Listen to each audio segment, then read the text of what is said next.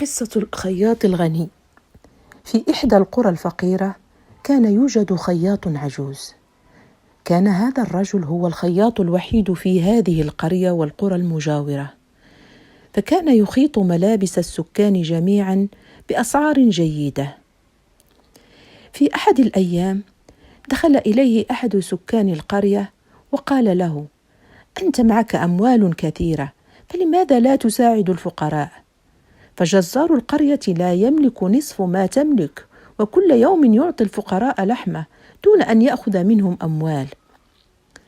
رد عليه الخياط: الله يعلم نوايا الإنسان، وهو فقط من له الحق أن يحاسبنا على أموالنا.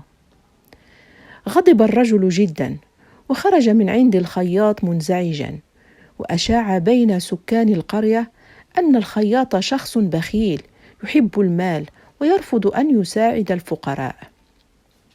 مرت الأيام ومرض الخياط ولم يزوره أحد من سكان القرية، ومات الخياط وحيدا دون أن يسأل عليه أحد، ولم يأتي أغلب سكان القرية عزاه.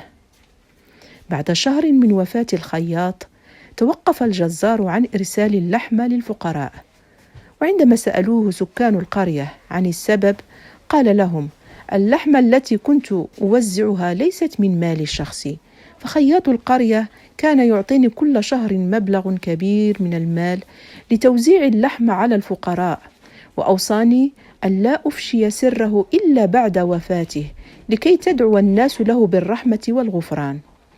العبرة من القصة هو أن لا تتدخل في شؤون الآخرين، فكل إنسان له الحرية أن يفعل ما يشاء ما لم يؤذيك.